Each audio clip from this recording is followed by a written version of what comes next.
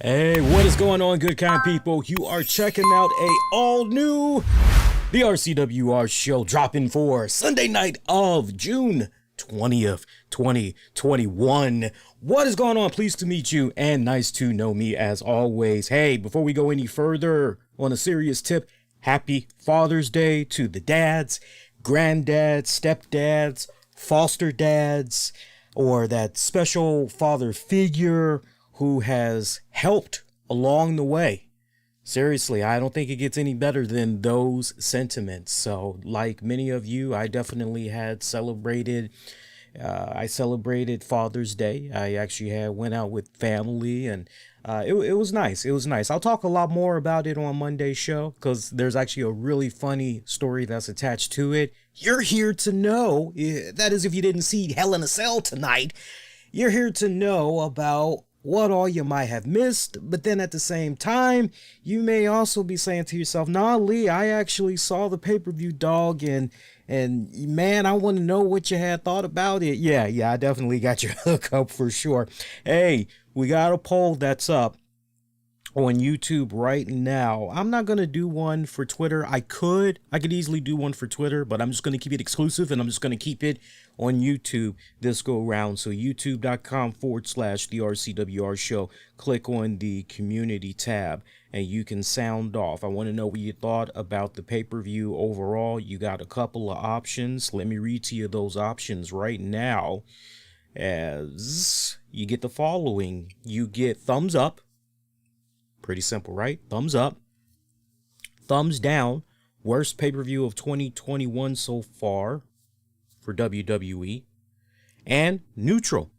Pretty mediocre. So those are your options. Cast off. Again, that's at the communities tab at the RCWR show. Look, man, and shout out to those who I was chatting it up with in the Discord and everything earlier tonight, and doing a couple of DMs on Twitter as well. This does not need to be a hour-long post show. It doesn't, because look, when you look at this pay-per-view overall, I think we all can be in agreement. If you're one of those types that's going, man, I freaking hit home runs left and right when it came to predictions for this pay-per-view. Oh man, I nailed it.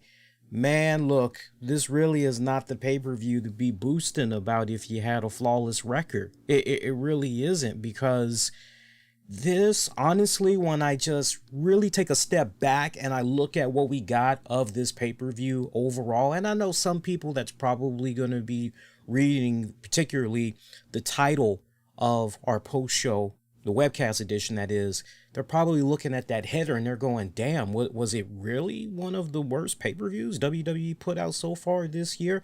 Yes, you can definitely make that argument. And also at the same time, you can also, two things can be said and true. The flip side to that coin, you can also look at this pay-per-view overall and say, you know what, man, WWE, they really went into this bad boy phoning it in, all with the intent of, okay, you know what, this is the last Thunderdome pay-per-view. Okay, you know what, we're good. It is what it is. Hey, we're going to be back on the road in July. It's just a couple of weeks away. We're going to be back on the road. We're going to be in front of the fans. We're going to have fans coming to the arenas again, seeing all the action. We're going to be able to get that money at the gates, the merchandise, blah, this, blah, right? So it just really felt, this is equivalent to, and it's so funny that I'm bringing this up because I actually did an article, somewhat of an article on Prince, the late Prince. And it was part of my homework assignment. Nothing long-winded, bear with me, you'll get the connection. But basically we had to talk about musicians that had either been independent artists or were on a independent record label. So everybody else was going, there were some really good picks. For one, I never knew The Weeknd was an independent artist that was on a independent label. I never did know that. So I just thought that was pretty badass. But I had brought up Prince, and sure, you can make the argument, well, no, not for nothing, Lee, but when it comes to, you guys got to forgive me, my allergies is kicking my butt. I got to sneeze. Hang on.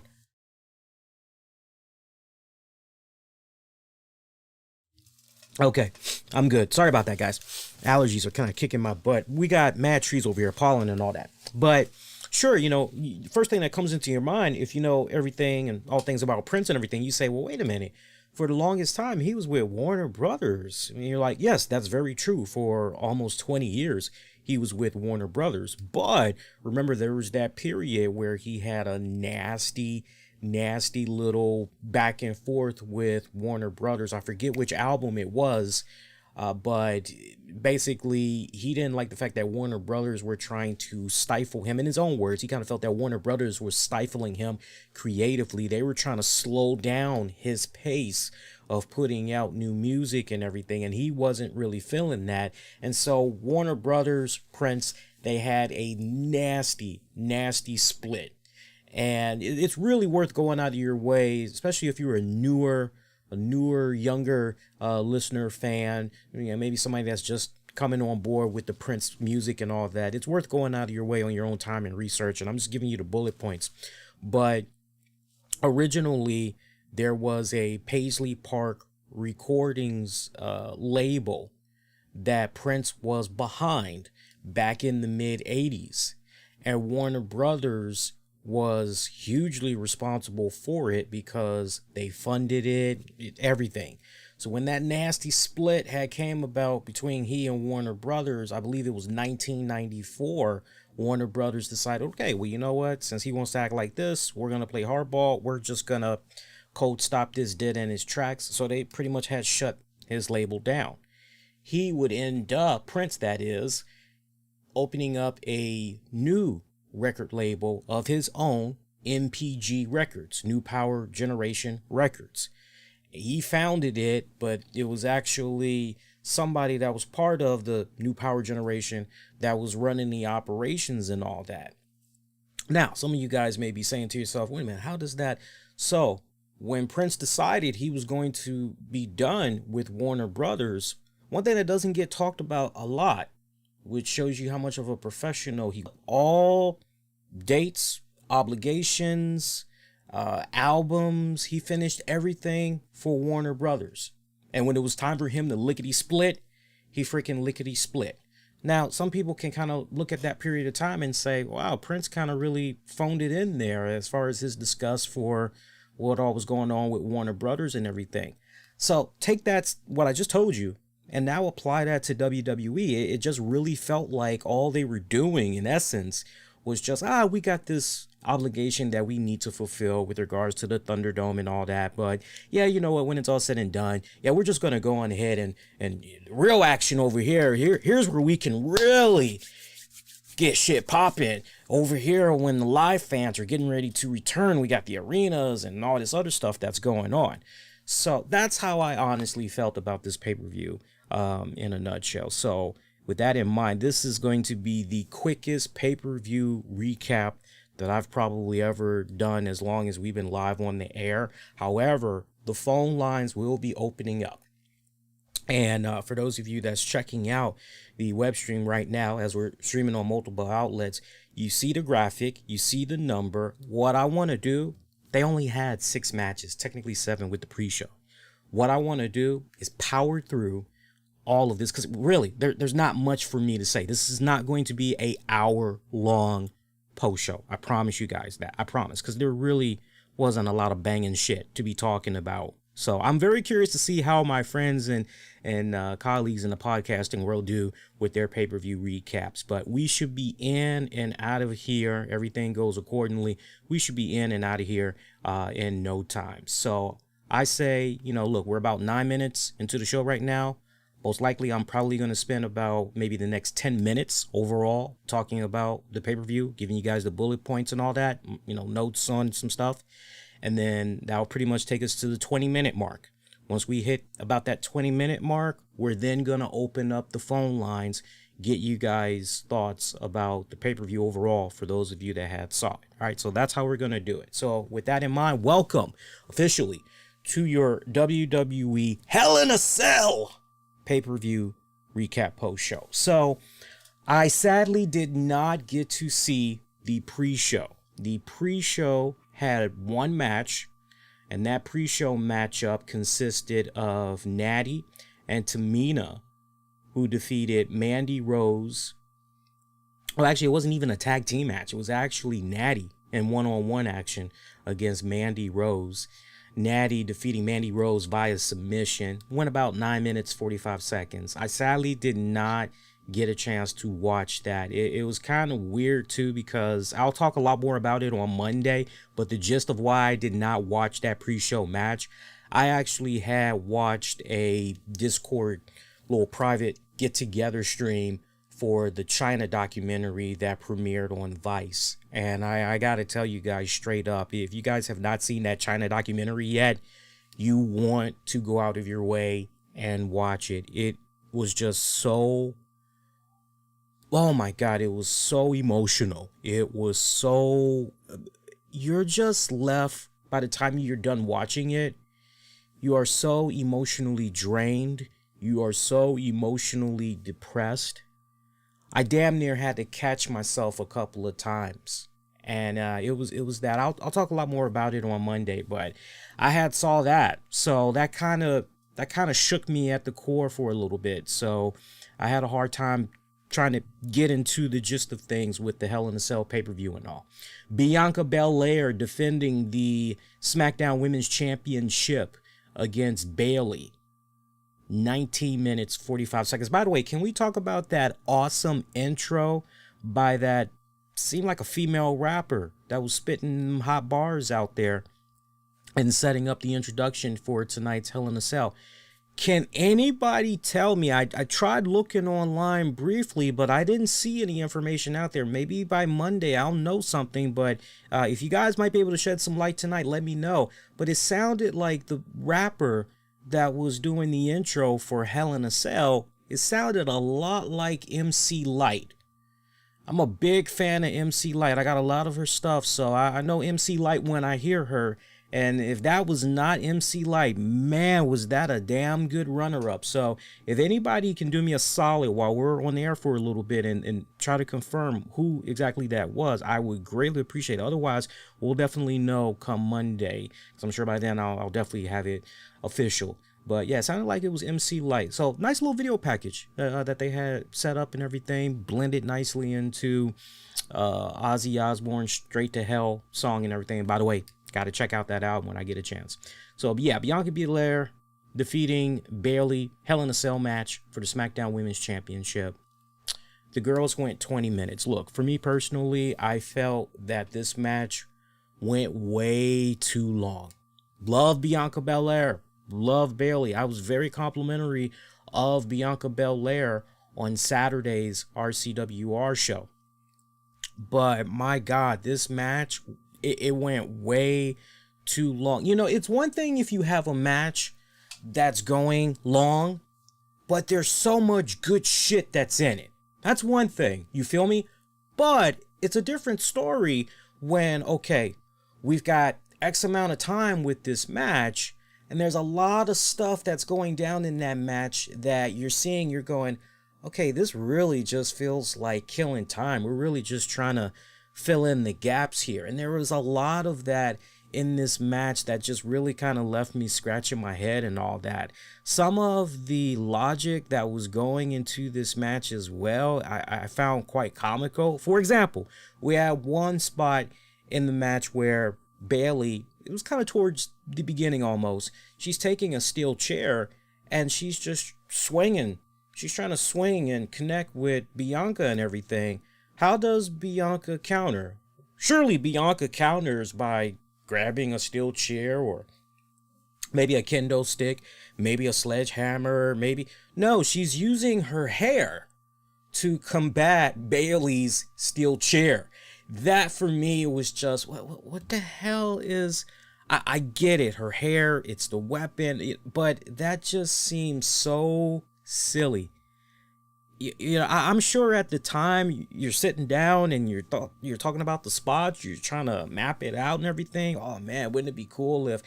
But when you actually do it, then it becomes a case of, that probably wasn't exactly a good idea, was it? So, you know, little parts like that, you know, for me, this Hell in a Cell match, you know, when you look at past Hell in a Cell matches, at least when you've gone into a Hell in a Cell match, oh man, WWE storyline, these two cannot stand each other. They are just foaming at the mouths. They're like rabid Wolverines. They just want to go out there and they just want to mess each other up. They just want to go all over the place. Okay, man, everything has been building up to this point.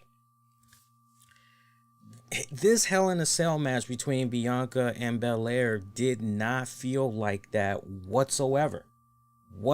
This just felt as if you were watching a glorified singles match that just happened to be in a steel cage. That's honestly how it came off. To each its own, but for me, that's honestly how it came off. Second, did anybody really think that Bianca Belair was going to be losing the SmackDown Women's Championship? Nah, come on, man. Come on, you guys should know better than that. Come on now.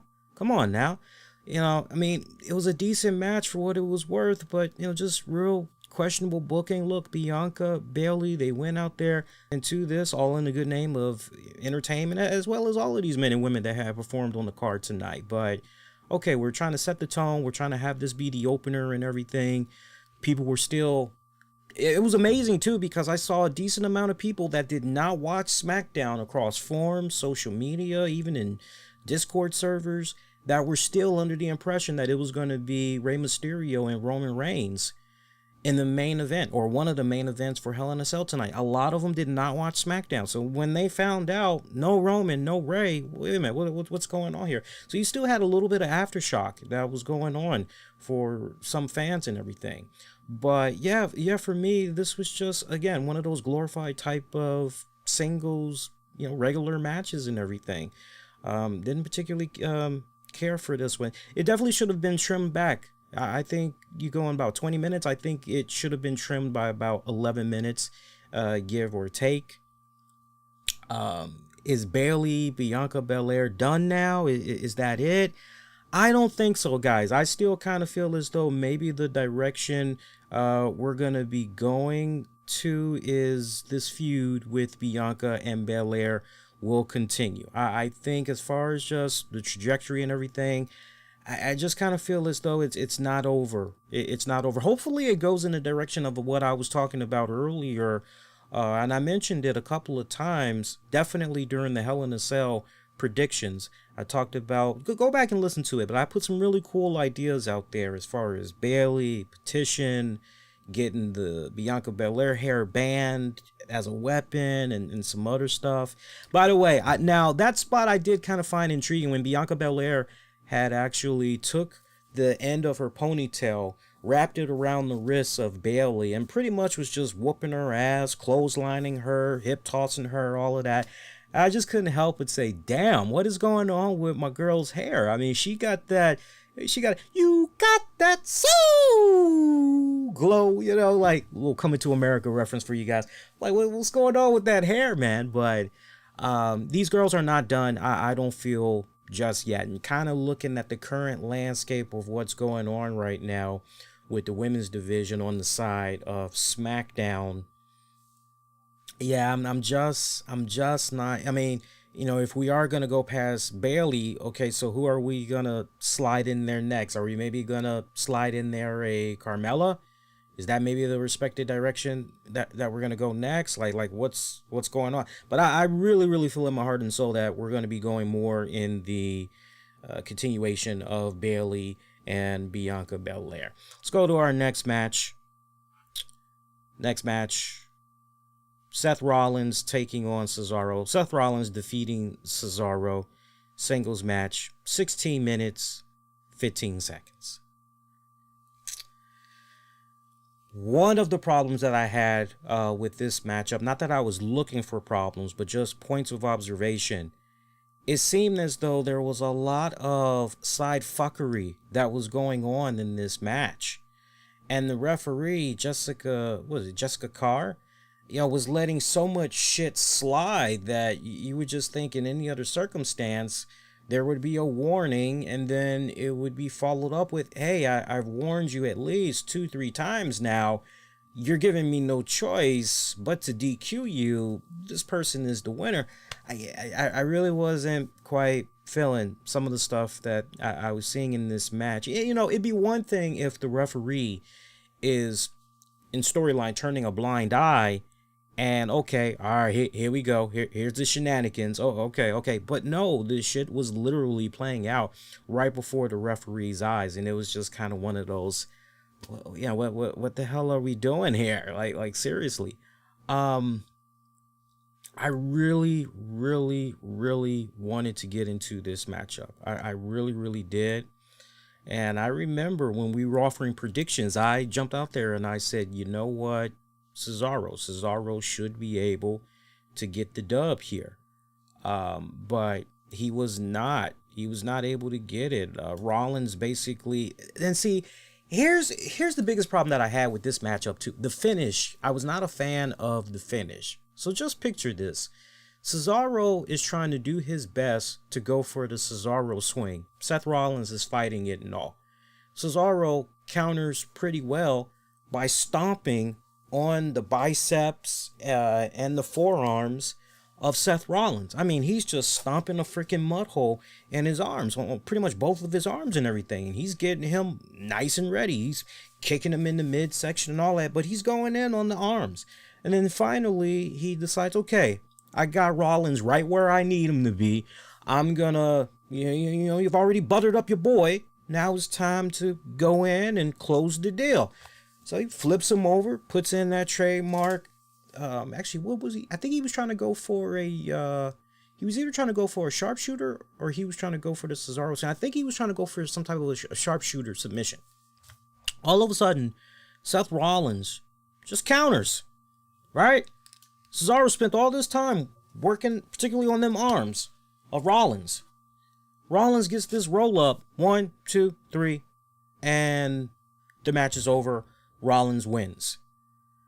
I just couldn't help but look at that particular and go, wait a minute, shouldn't there at least been a kick out? I mean, even if we're going to have Rollins pick up the dub, it makes all the sense in the world to at least have Cesaro, who just looking at the logic of how that match played out, it would make sense for Cesaro to kick out and then, you know, continues, and maybe you can do some type of fuckery where the ref actually now does not see what Rollins is doing, and Rollins is able to pretty much win that way.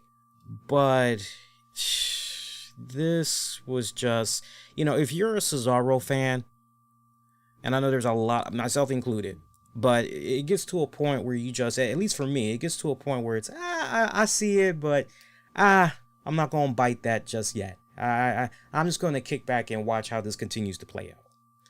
But in the case of Cesaro here, look, I know there's many Cesaro fans that's out there, and there's so many people that want the very best for Cesaro. They want to see him continue to move up and everything, but you know, after what you had saw tonight, it's kind of one of those deals where we sure about some type of a new trajectory there with Cesaro? Are we really sure about Cesaro really finally coming to his own? Finally getting his just due? Are we really sure about... I don't know about that, y'all. I seriously, I don't know about that. Get a promo for Money in the Bank, which is going to be coming up on July 18th. Again, July 18th is going to be the Money in the Bank pay-per-view. That's going to be the very first Money in the Bank pay-per-view not hosted in the Thunderdome. That's going to be the first WWE pay-per-view event of 2021 that's actually going to be happening in front of fans, as WWE will be back on the road by then.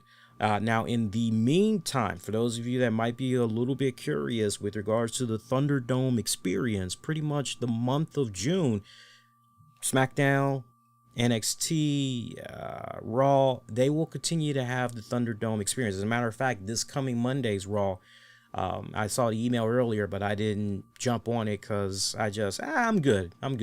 But they are going to be doing a Thunderdome. So for those of you that always thought about getting on the Thunderdome, But it was kind of one of those, I don't know just yet. I'm not really sure, blah this, blah that. Get it in now, while you're still thinking about it and before the month is out, because it's kind of safe to say that maybe after the 4th of July holiday, it's probably safe to say that's pretty much Thunderdome no more, FYI. All right, let's keep rocking and rolling here. We got a couple more matches we can talk about. I think we're doing pretty good on the time so far, but let's keep rocking and rolling here. What matchup we got next here? Alexa Bliss taking on Shayna Baszler, singles match, 7 minutes. What corn? What freaking corn? What cornball is shit? Look, I would like to even believe that even the most hardcore Alexa Bliss fan and what they had saw tonight would honestly say to themselves, you know what? I love WWE. I love Alexa Bliss. But what in the flying fuck was that shit? This just really lowered the bar even more. I personally felt. You start off with meh quality, and then you go to even more meh quality, and then you just go to absolute freaking pals of WTF when you get to this spot right here. And dry, bland, very poor joke for you guys.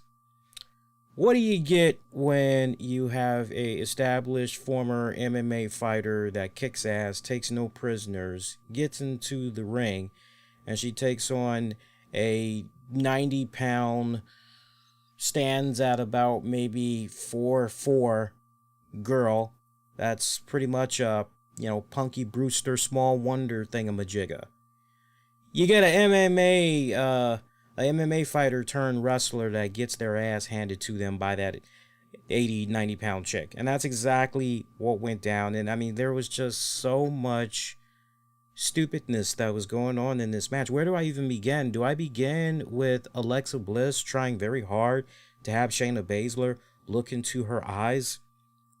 And Shayna Baszler is essentially trying to fight off this fucking trance or whatever. I mean, I'm seeing this shit that's going on. And then you got Reginald, who's outside the ring, and he's just all like this. I apologize for those that can't see me. They were listening to the audio version, but, you got Reginald holding up his eyes. Oh my God. Oh, Lord, oh, Lord, no. And it's like, dude, you fucking storyline. Think about this, people. Think about this. In storyline, you got mofos. God, where do I be? This mofo has already seen and experienced firsthand pretty much the power of Alexa Bliss. So keeping that in mind, don't you think it makes a little bit more sense for Reginald to, I don't know, not even be out there at ringside? If Alexa Bliss was doing whatever, hypnotic, whatever the hell that was going on there. I mean, all I kept seeing all throughout the night was trance, and then she works her little voodoo magic on freaking Nia Jax. It's so funny, too, because I was reminded of one of my favorite Godsmack songs when I was seeing Alexa Bliss just trying to put the googly eyes on somebody. I was reminded of Godsmack's Voodoo. I'm not the one who's so far away when I feel the snake bite into my veins. Never did I wanna be here again, and I don't remember why I came. Listen to that song. I mean, it's got a nice fucking hypnotic, psychedelic, got the rock in there as well. A nice trance type, lucid, very lucid track there. Yeah, I was just looking at Alexa Bliss just, doing the fucking googly eyes. Just, as I like to say, she's doing the fucking dog gesture. I mean, because literally, that's how my pickamise looks at me when she wants something to eat. She'll be on the bed with me most of the time. And when she wants something, she'll get in my face. And then she'll just tilt her head, and I'll tilt my head.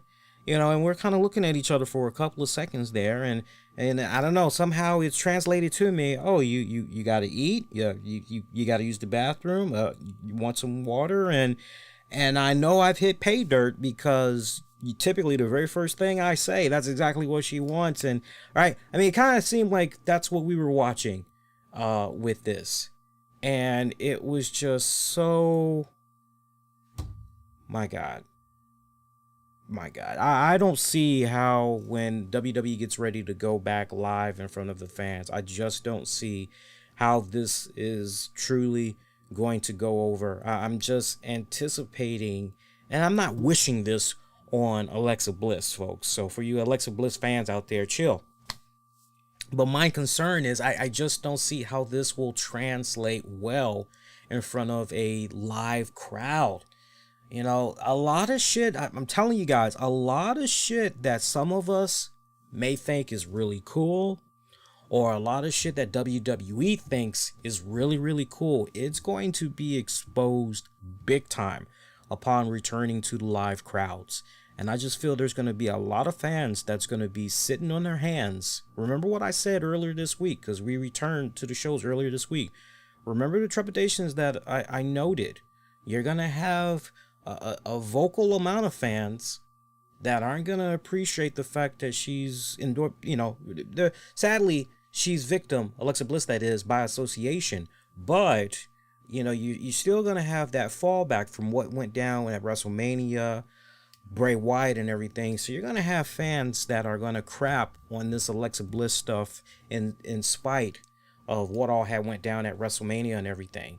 And then you're going to have another group of fans that honestly, they are not feeling this. They're going to shit on it. And I just feel that there's going to be little to no reactions for this. Maybe this is boring. This is going to get steered in a whole new other direction, I personally feel. So, but that was the most hokey dokey bullshit. This was really the lowest low point of the pay-per-view, I would have to say. Me personally, I wish that this would have actually been on the pre-show, and Tamina and them, they would have actually just do the swap. You could have did a singles match, and then maybe one thing leads into another, and it pretty much might as well, because after all, how many women's matches did we have on this card tonight? We had 4 female, we have 4 women's matches. Believe it or not, out of the grand total, when you look at 7, because you got to include the pre-show, out of the 7 matches, 4 of them were women's matches. So you might as well just go on ahead and, you know, it really kind of seems as though WWE was a little bit butthurt there, maybe by what Mickie James had put out there, does it not? We'll talk a little bit more about that on Monday's RCWR show. But Alexa Bliss defeating Shayna Baszler with her voodoo, poodoo, magic. Now, I have high marks to say for the next matchup. Before I do, if you guys are enjoying the show so far, do me a huge solid. Make sure you hit that like. You want to hit the subscribe button? That's cool. Just make sure you click on the bell so you know about new content that comes your way. But definitely hit that like button. That pretty much helps me out. It's free. Pushes the content out more to the YouTube algorithm team and all that as far as recommendations. All right, a couple more matches to talk about, then we're pretty much opening up the phone lines for you guys. Sami Zayn defeating Kevin Owens, 12 minutes, 40 seconds. This actually was a damn good match. For me, this is when finally, all right, we're coming alive here. We're finally rising to the occasion here. And it felt like Sami Zayn and Kevin Owens really, it felt as though these guys went out there. Okay, you know what? Let's go out there and let's try to give people something to talk about. That's how it honestly felt. I enjoyed this matchup quite a bit. I find what's been happening, because I watched SmackDown for the first time in its entirety in a couple of months, and I'm a little bit curious where things are continuing to go here in regards to Kevin Owens and Sami Zayn. I gotta tell you, the finish had really took me by surprise. I did not see, nor did I anticipate, Sami Zayn was going to defeat Kevin Owens cleanly with a haluva kick, and pretty much was able to get the pin cleanly in the middle of the ring. I had suspected, and I talked about this when offering Hell in a Cell predictions, I honestly felt that Commander Aziz and Apollo Crews were somehow going to get involved here, because it was going to be, kind of like a tick for tat. It was going to kind of be one of those, okay, you scratch my back on Friday Night SmackDown, now we're going to scratch your back a little bit. I kind of thought maybe that was where we were going to be heading, but no, just this was definitely the finish to definitely a different layer to the story and everything. So it's got me even more curious about what's going on here with Kevin Owens and all that. And another thing, Pat McAfee. I really got to give Pat McAfee and Michael Cole a lot of credit. I see now Michael Cole is starting to get a lot of love from fans as a result of his association with Pat McAfee. If there's another bright spot I got to talk about tonight with regards to this pay-per-view, I know there was a lot of bad spots, but as far as the few bright spots, I definitely got to give it up to Pat McAfee. Pat McAfee, Jimmy Smits as well, but more so Pat McAfee. He really made watching this pay-per-view watchable, tolerable, because he was so energetic, so zangy, so witty. He reminded you a lot of where Corey Graves was at one point, but not in the difference between Pat and Corey. Corey kind of seemed more snug, kind of asshole-ish smug, whereas Pat McAfee is just kind of one of those, dude, totally agree with you, kind of one of those type of approaches and everything. But you can make the argument that Zayn needed this win a lot more, considering what happened, less than 48 hours ago, KO, air pipes being messed up and all that. So, okay, Kevin Owens, is he really 100%? But you also, at the same time, you also kind of felt that, no, Kevin should easily get this, right? This should be Kevin all the way. But very interesting what's going on here. It's very interesting what's going on here. I mean, it definitely would have made more sense to see Zayn lose, but at the same time, seeing Kevin Owens continue to chase after Sami Zayn. Sami Zayn is, gotta give that dude his just due, man. That dude is fucking fire when it comes to having a good solid babyface chase after him, and they pretty much are able to bring the best out of each other and all that. And here's another case right here where two Ring of Honor alumni pretty much are bringing it home, man. So I actually enjoyed this match. This actually was pretty good. Recap of Roman Reigns retaining the Universal title over Rey Mysterio in that Hell in a Cell match on SmackDown.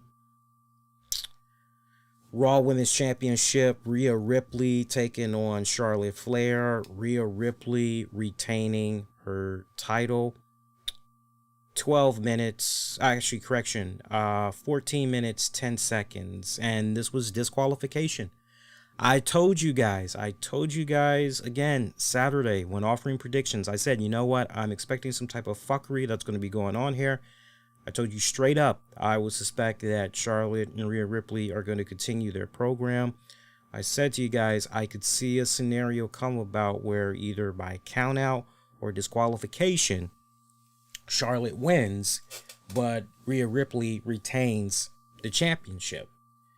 And that's pretty much what we had got here. I mean, very, very, very predictable what had went down here and everything. So pretty much, we get to our disqualification.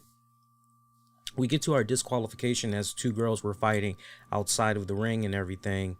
A lot of screaming, back and forth between these girls. Ripley tears off the top of the announcer's table and pretty much hit Charlotte in the face with part of it and everything. And that pretty much got her the DQ at the 14-minute, 11-minute mark and everything. Charlotte mostly, at least to my eyes, she mostly dominated this match, and then pretty much the DQ at the end. So obviously, all right, we're gonna see these two girls go at it. Oh, okay. You know what? I'm all right with that. I know that a lot of people are not feeling Charlotte Flair right now. A lot of people, and I mean, you'd be surprised as far as the haterade. It's very strong when it comes to Charlotte. It is so strong right now with Charlotte.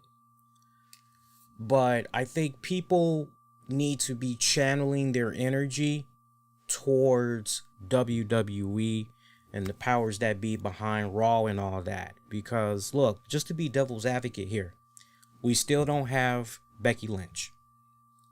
We still don't have Ronda Rousey. We got Sasha Banks, who, is over on SmackDown, but she's taking some time off. It kind of feels like, seems like it, okay? Bayley's over there on SmackDown, so she's already okay. So this is the result, ultimately, of WWE, the powers that be behind the scenes, and trying to figure out, okay, who are we moving up? Okay, who's getting the rub from this person? Blah this, blah that.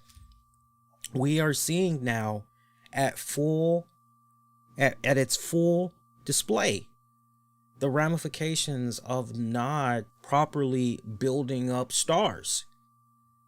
We're seeing that now. And I really need you guys to really open your eyes, and because I remember a time when Charlotte Flair was not on WWE programming there for a hot minute. People were clamoring for her return. They were clamoring for her and other girls because they weren't liking what was going on with the women's division, basically. And then when Charlotte Flair finally does return and everything, it's like, look, companies like WWE, they understand that they're not going to be able to please everybody, right? But what else do you expect for WWE to do during these times right now? What else do you expect them to do? They did their very best to elevate the hell out of Asuka. And when it counted the most during the pandemic, Asuka was definitely a trooper. She definitely was a solid MVP. She was a solid go-to. Right? But then it becomes, all right, next man up. Now where are we going? Rhea Ripley is not there for nothing. Rhea Ripley is there to fill in a necessary gap that was really hurting WWE for a series of months there. Yeah, when you at one point don't have Charlotte Flair, when you don't have Becky Lynch, when you don't have Ronda Rousey. Okay, what are we going to do here? How are we going to, okay, next man, next woman up. Okay, so Rhea Ripley pretty much falling into that position.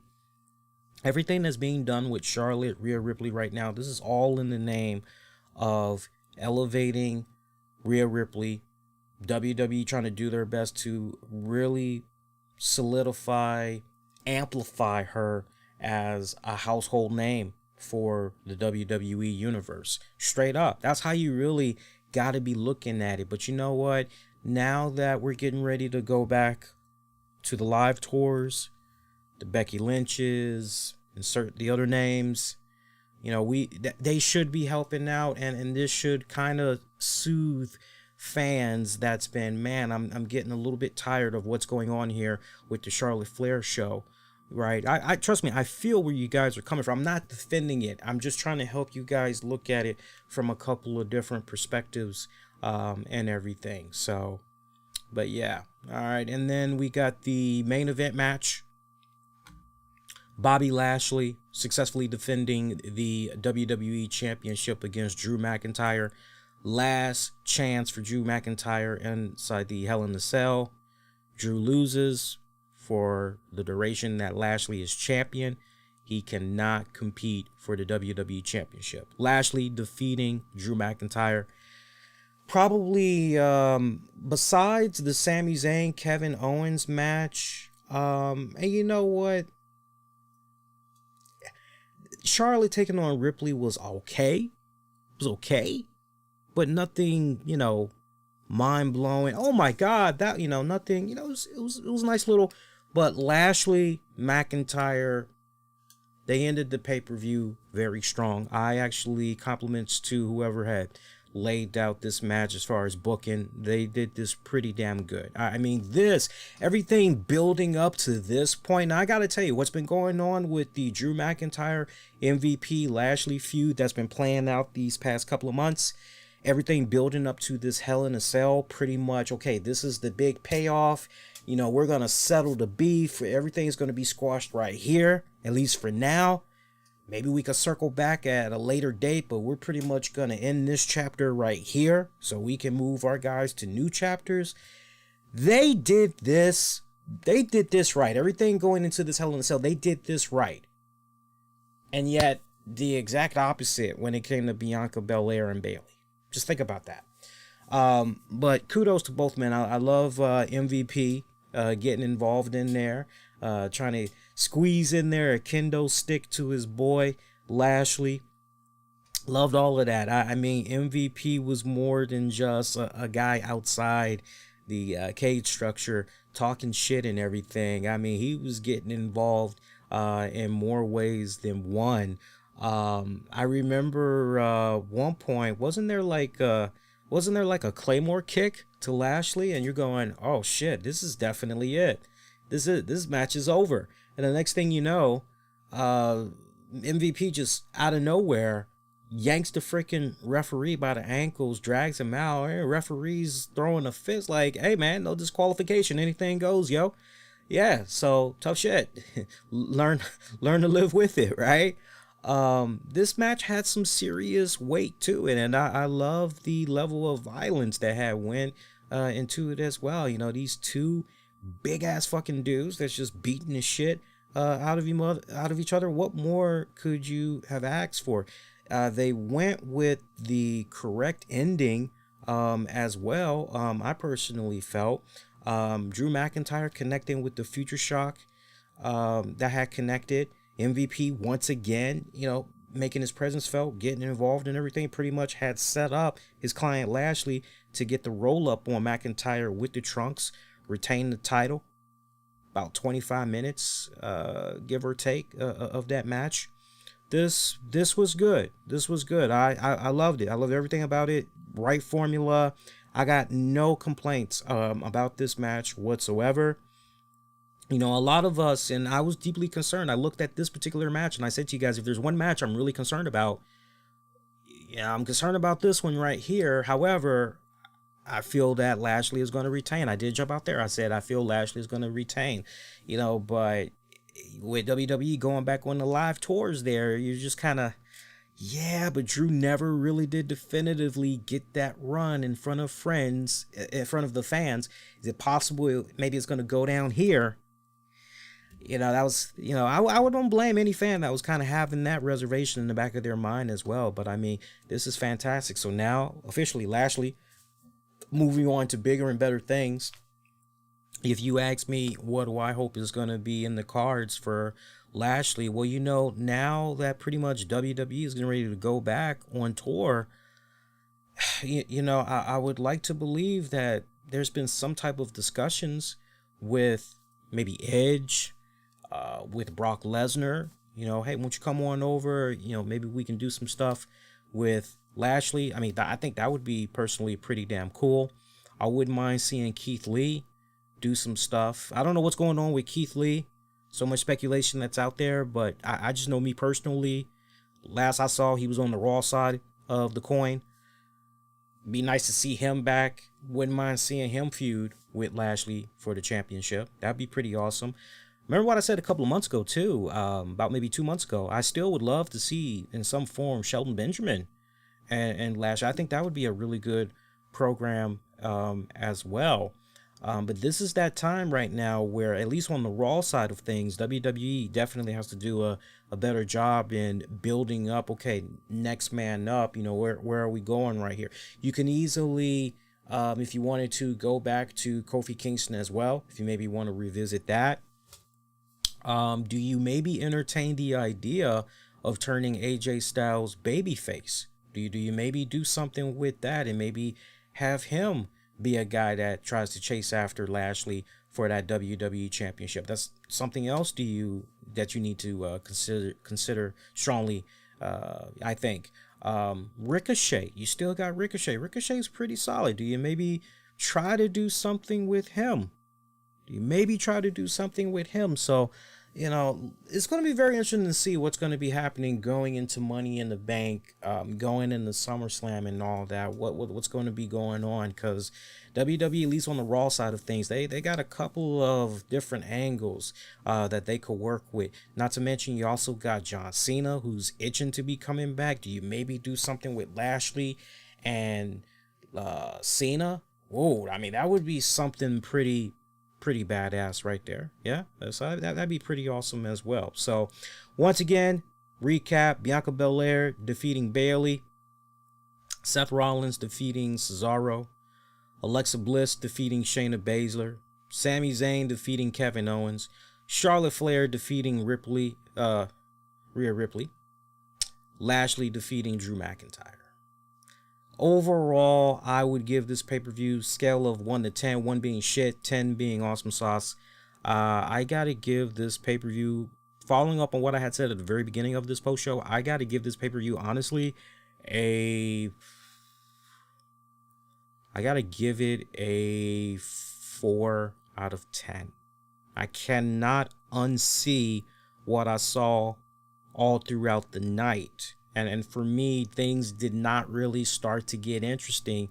I did not start to feel energetic and all that, not until Kevin Owens and Sami Zayn got out there and they did what they did. And then if anything, my energy, my enthusiasm and all that, it kind of went down just a bit when it came to Charlotte Flair and Rhea Ripley. But then it spiked back up, and not only did it match the level of my enthusiasm and all that for Owens and Zayn, but it went higher. That was my absolute favorite moment and match of the night, and my worst definitely has to be the Alexa Bliss Shayna Baszler for all the points I had mentioned earlier. So that is where I'm pretty much at right now. So on that note, we can open up the phone lines for you guys if you guys are interested in calling into the show right now. Let me just actually get this nice and ready to go here. Now, I want to set this up properly while I'm buying you guys some time. For those of you that, because I know some of you guys had said, hey, I'll call into the show. Those of you that are interested in calling into the show, I want you to think out what you're going to talk about, your question or your comment. Be calm, be cool. And most importantly, just have fun. That's pretty much it.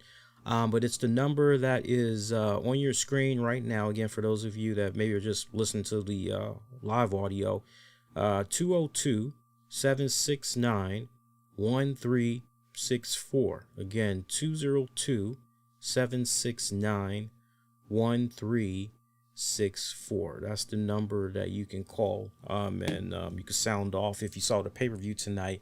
Let me know what you had thought about it. And while I'm let me just do this here. There we go, because I don't want it to. There we go. And let's get to some of you guys' comments that's in the chat here. Let's see what we got going on here. I just got a notification, by the way. Let me see what's going on with the notification here. I can tell you guys what was going on with that notification as soon as I see it. Hang on a second here. Oh, cool. Got a subscriber. Cool. All right. And let's see what's going on with you guys in the chat here. I want to read some of these comments. Randy Orton need to challenge Lashley for the WWE Championship. That's possible, but it kind of seems like they're really tied up as a tag team right now. It kind of feels to me that ultimately Randy Orton and Riddle are going to square off one-on-one. I don't know if maybe that'll happen as early as SummerSlam. As much as in a perfect world, Randy Orton, Lashley. I mean, first things first, Randy Orton has, you know, we need to establish whether or not Randy Orton is a tweener at this point, or if he's a heel. You know, we got to establish that first before we just throw him in there with Lashley, because we got to think about that WWE logic.